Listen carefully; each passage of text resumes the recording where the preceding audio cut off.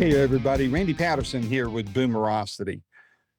If you followed Boomerosity for the last few years, you know that Steve Hackett, formerly of Genesis and a Rock and Roll Hall of Famer, is a much favored guest here on Boomerosity. And we love talking with him. And it was an honor and a privilege and a thrill for me to be able to talk to him for the third time. And we were talking about his new album, The Circus and The Nightwhale, which is a very autobiographical album that if you love Steve's work before, you're absolutely going to love this album. You really are. It comes out in March, I believe it is. And we had an advanced listen of it and got to talk to Steve about the album, the impact of it, what fueled and inspired the lyrics and the sounds of this album. It's very in depth. It's short, but in depth. So we love talking with Steve. I think you're going to love watching this interview. So if you would give it a listen, hit like on the button wherever you're listening to it or watching it from. If you don't mind, subscribe to wherever you're listening and watching this on, especially on YouTube or on the podcast platform you're listening to it on. So anyway, share it, tell your friends about it. And above all, please enjoy it and please buy Steve Hackett's new album, The Circus and the Nightwhale. Until next time, this is Randy Patterson. Take care. Well, Steve, thanks for taking the time to join me. Thank I know you, you've got a lot of these going on, and it's always a pleasure to talk to you and to yes, you too. Find out what's going on with you, man. It's been about a year and a half since we last spoke. How did that? Yes. I think we talked about your live album. How did that turn out for you in the resulting tour? Oh, live album went very well. It was mixed by Chris Lord-Alge in the end, and he did a wonderful job on it. It sounds absolutely marvelous. I heard some of it in Atmos that he'd done, but there's no official Atmos release yet for that. But I have to talk my company into it because that's gone very well. And amazing, I'm seeing all these Nightwhale covers that you've got behind you there. I wonder where they went, right? Sorry? I said, you wonder where they all went, right? Yeah, they're fantastic. That's marvelous. So I haven't had any production copies yet of the album, so it's still there's a card and there's an album, but it's all kind of separate. There's that thrill of the moment where you get it all in one package, and I'm old-fashioned. I like to own a package. Same here. Same here. Somebody was saying to me that it looks very much like a vinyl album if you want to see it big, the big mouth of the whale and all of that. So yeah, it's fun. It's been great doing it, and I didn't expect reaction to be so strong to it, but reaction to it and the video of the first track, People of the Smoke, the track that relates to London in 1950, has been very strong. And I think, what did I do right after all these years? That's the I've always got that, why is it, it's some albums, absolutely dead on their feet, One album I didn't get released for 11 years. It's like, hey, 11 years of bad luck then, but I just keep them coming. Yeah. Just in case. Well, this is your, 30th one? I think it's the 30th studio release. Wow. Yes, the 30th non-live release, yes. You think you're finally getting the hang of it now, huh? Live in the studio. Sorry? I said, you think you're finally getting the hang of it now, huh? I'm finally getting the hang of it. Yeah, maybe just before I go completely gaga. I got a birthday coming up soon, and it's not a young one, but yeah, if I could if I could reverse the figures so that it just read 47 instead of 74. The reverse, yeah. that would be lovely. But well, we've got to be grateful we're still here. That's right. Boy, all of us do. I know I just clicked over 64 back in October. Same birthday as John Lennon. So right. But whatever that means to me, I don't know. I get to talk to musicians instead of be one. So that, I guess that's interesting. Yeah, he was 10 years older than me, born in 1940. Me, born 1950. I tried to reflect that that year with the beginning of the album. So Well, music, this album is autobiographical for you. I mean, in case yeah, when fans that's hear right. this, they may not Yeah. know that. Tell us a little bit about that. Well, it starts literally and with the sort of gritty reality of London, 1950, post-war, in economic recovery, very, very busy, lots of bomb sites everywhere. London was a real mess for many, many years throughout the 1950s and 60s. Lots of things hadn't been rebuilt. Pimlico, where I grew up on the river, was heavily bombed. And I grew up in Churchill Gardens, named after Winston, of course, which was a housing estate. Initially, the first houses that were built, the first apartments, blocks, flats, were opposite the Battersea Power Station. Pink Floyd's most iconic album cover with the flying pig. They got away. Yeah, and that was what was powering half of London. That place was extraordinary. It was a huge polluter of our skies. Yeah. So you had that to contend with as well. So as a kid, I was always sick with coughs and stuff. But you know, I don't want to make it sound like Dickens. There was rationing. Yeah. There was all that. We had the welfare state. The beginning of that. So healthcare was free. It hadn't been until that point. So, you know, by the time I was born, infant mortality was just getting under control. So the baby boomers, as we were all called at that time, were all post-war children, but the land was recovering. It's a world in recovery. That's what I grew up from. So I've tried to make that first track reflect that, the idea of claustrophobia, heavy industry, pollution, overcrowding, difficult to breathe, all of that, and the kind of attitudes that were around at the time. You know, it was very much the class system was still very much in force. The idea of bowing to your betters and tugging the forelock and all of that kind of stuff was that. I mean, the 1950s was a very obedient era, I think, not just for my country, but also all the way around. All around, you know, A-bomb tests and all that. Yeah, stand there. We'll figure it out later how badly you've been affected. Yeah. Yeah, right. So, you know, all of that. Glow in the dark. Yeah, there was that. And then rock and roll came along, and for all its apparent delinquent behavior, it was, you know, it was questioning things. It eventually became, or you could say that out of folk came a certain dissident or dissonant quality, the pacifism that came out of that. It was a hugely interesting time to grow up, to see everything change, you know, from vaudeville to the advent of Chuck Berry meets Bob Dylan, all of that. You know, the great writing, I think, was coming from America first of all. Maybe great arranging was coming from England, along with the Beatles, having the world's ear, being able to experiment and all of that. But we didn't invent multi-tracking. It was Les Paul, who not only came up with the guitar, but also all of that multi-tracking. And I met him briefly and had a chance to congratulate him on his ability to be able to think ahead. What would we do without multi-tracking? Where would we be? Where would my current album be if it all had to be done in one go?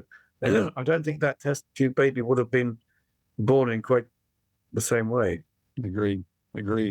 Well, your album is very, I mean, I've heard the stream of it, and I'm always struck by how deeply you write, you know, and it's, you know, I think it's partly because of the genre, but also in larger part because of your ability to write. And this, I mean, first of all, I got to ask you, to be able to write such an autobiographical album, I know part of it's external. You're talking about war-torn England, you know, Yes. the dreariness and all that, but I know it also had to be deeply internally personal for you. Was it uncomfortable for you to do that, to be that kind of transparent, that kind of vulnerable in your lyrics? And I mean, Yeah, well, had to be. funnily enough, yes, I think you're right that you know, it wasn't just me doing lyrics, it was also my wife Jo, but she knows me very well, and getting me to tell my story was paramount in her mind. So yes, there's the autobiographical narrative approach to all of the songs, but they had to work as pieces of music, of course. Mhm. And I was scratching my head, first of all, about how to frame the album. And what I loved about Sergeant Pepper, for instance, was the fact that it was emotionally overwhelming from the word go, as had Revolver been. But Mhm. in other words, the idea of a heavily populated album, populated with characters on the front and heavily populated with different genres throughout that groundbreaking album. The excitement of an apparent concert starting up with an apparent orchestra tuning up, and then instead of getting the orchestra, you get rock and roll. And that was really, in a way, I was thinking, how can I do this? How can I do something that frames the album or gives it an introduction that's as interesting as that? Orchestras tuning up have been done. But the idea of transitioning from radio, literally from 1950, these little snippets of, I think it's called heteroplaning, where you're tuning in and out the radio. So you get a little bit of the Ovaltinis ad, you get a little bit of Listen with Mother from the BBC with those very posh, dulcet tones, very patronizing the nature of BBC.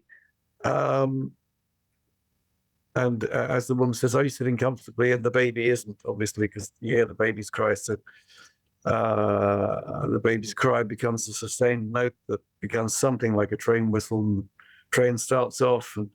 And then when that gets up to full speed, it provides the rhythm or the tempo for the incoming orchestra. So then you get something that's rather more Baroque sounding, and driven in a sort of ELO-ish sort of ELO meets Beatles sort of way. And then there's a rock band that kicks in, and it all happens within about a minute and 15 seconds. But I've never timed it, so it might all happen in the first minute. That all these apparent introductions that segue and everything. That each scene gets superseded by another, and then we're off. Yep. With a rock band, and you know that the song proper has started, but with those other surreal elements that come in from time to time, that it becomes as big as an orchestra, rock band and orchestra, but it's also got the industrial noises as well. So the thing that sounds like heavy breathing is actually machines. It's not human, that stuff. So it goes, whoo, Well, that's symbolic. It's very extraordinary that and I don't know what that particular sample was from, because it was Roger King had that, but it might be an iron lung or something. I don't know, but it was.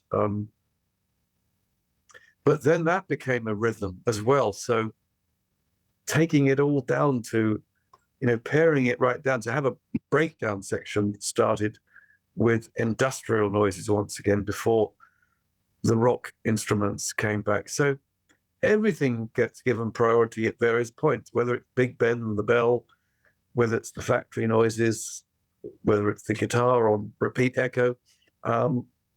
the tapping, the singing. They all have their moment. And I like to think that these days, there was a criticism that was leveled at me by Tony Stratton Smith when I did Highly Strung. He said you never leave anything out. He said it's as if you've got everything happening at once. I think he wanted me to leave more spaces in the music. So I think subliminally, I probably thought, yes, he's probably right. But I was a young songwriter, arranger then, and nobody has the answers all the time. Not even now. I can't teach anyone how to write a song. It's just following your nose. And sometimes the toys themselves will tell you what they want to do. So I just work with sounds, distortion itself, compression itself, the fretboard. Sometimes I'll have something and I won't start at the beginning. It's not chronological. I don't always start with the lyric. I'll usually start with something and I'll be thinking, here's an interesting piece of music at a favorite speed that'll work double speed and it'll work half speed as well. Mm-hmm. If I want to go at half speed, I'll be borrowing from the pen or the drums of John Bonham. If I want to double it, I'll be thinking of Yes's favorite speed. And there'll be these things, but perhaps a piece of music, the ideal piece of music, will work at half speed, or somewhere half in between. speed drums, and it'll also work, with the approach of a young Bill Bruford, perhaps on fire. That'll work, with more, with more snares. Yes. I asked Ian Anderson this question when he came out with his last album, or Tull's last album, and I again, it kind of goes back to what I said a minute ago about how deep your lyrics are, how deep and complicated or intricate, not complicated, but intricate, maybe complicated, your songs are. And I asked him kind of a similar question. I love the depth of the music, but I've wondered if because especially with guys buy most rock and roll, and we're not the most deep thinkers as a sex. And so do you ever find that your lyrics lose the audience? Do you care if it loses the audience, or do you find that they're along for the ride and they get what you're trying to say? Well, to try and write a commercial song, now there's a challenge. It's an oversubscribed club. Sorry? I said, what's that anymore? Commercial. I mean, exactly, it's all over. Exactly. What is that? If I was thinking of the Beach Boys, for instance, Good Vibrations, hugely complicated, lots of breakdown sections in the middle of it. Yes, the barbershop aspect, harmonies driving things as a vocal entity, but just allowing it to roll, all of that. And I hear it time and time again on radio. I think, yep, that sounds fresh as ever. They're onto something there. Perhaps lyrically, it's not as challenging as some of the stuff that you got to remember that I came out of Genesis, where we were encouraged to be obscurantist, blah, blah, blah, blah, blah, blah, blah, and all the rest, because again, at the time when I turned professional, having been playing for about 20 years before that, doing various things, by the time I turned professional, singles had given way to albums, I think, in the wake of the Beatles' efforts, and the bands that were coming up that were pan-genre, lots of styles, sometimes within the same song. You mentioned Ian Anderson, of course, and all of that conceptual thinking that went with that, narrative. I think Ian was no stranger to that. Lots of British bands, and singles were really considered to be a bit of a dirty word. I remember fans saying, if you have a hit single and you guys go on top of the pops, we'll never speak to you again.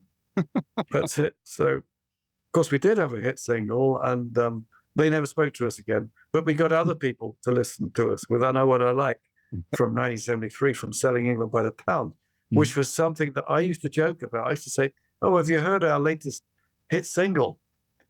And, it only ever worked once to say that, and it did become a hit. But maybe people thought, oh, it's already become a hit, perhaps I better play it, but that's the audacity of, the chutzpah of youth.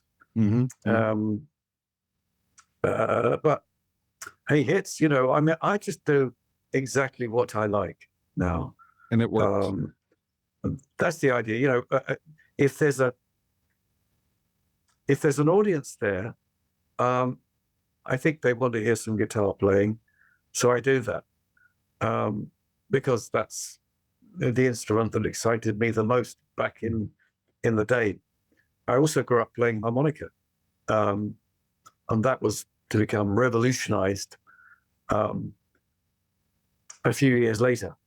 The quantum leap from me as a 2-year-old playing or trying to play Oh Susanna on the harmonica, catching up with Paul Butterfield in 1966, watching him live and hearing him tear the roof off with that incredible sound, like happily being run over by a 10-ton truck that's actually this big, and the power that was coming out of it, extraordinary. And I'm very pleased that he was inducted posthumously, unfortunately, into the Rock and Roll Hall of Fame, because he was a genius, and it was an incredible band with Mike Bloomfield, Elvin Bishop.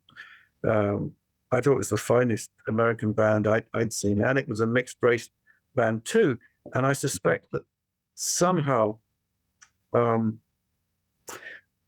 something happened where, at the time of race riots and whatever was going on overseas, there's a band working together, the best of the best of the best of, all working together, and what a heady mixture that is. And still stands the test of time. He's a genius. I love him.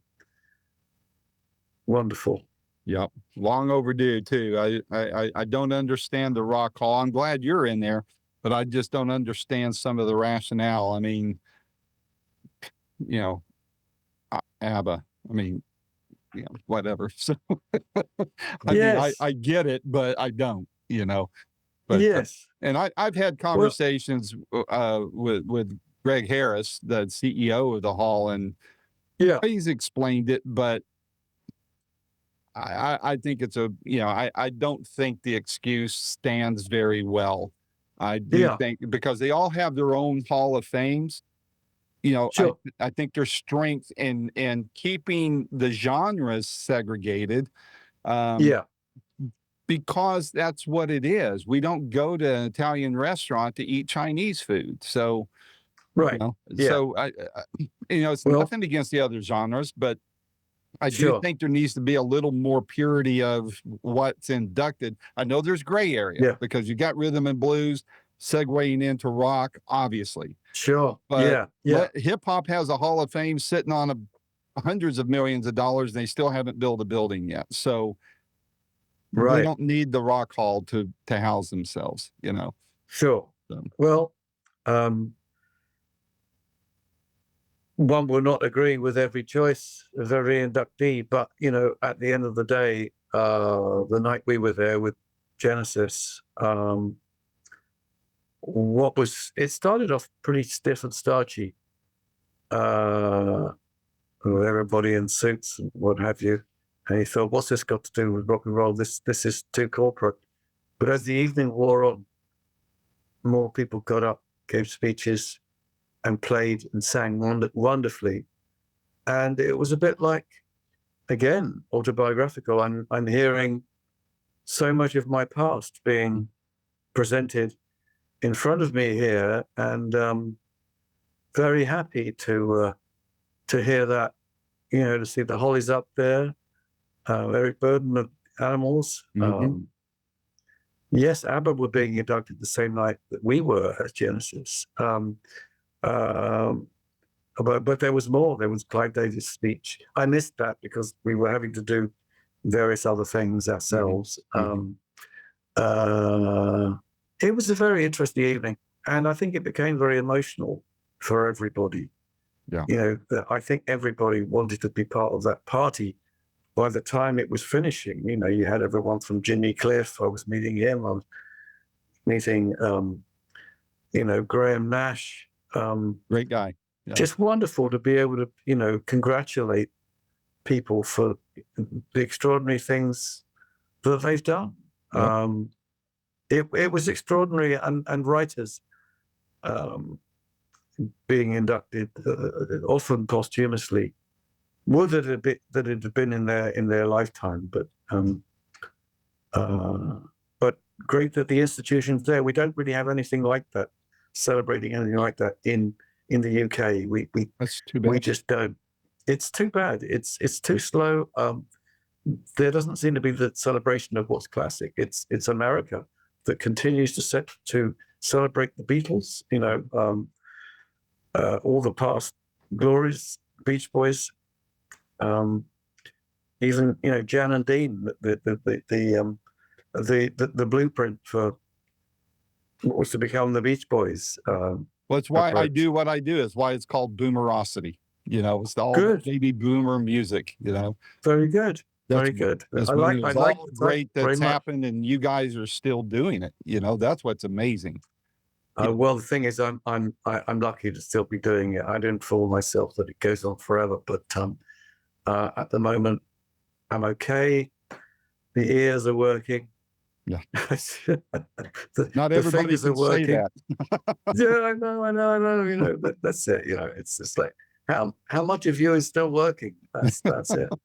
Yeah, let's not go there. All right. So, Let's not go there. Absolutely, yeah.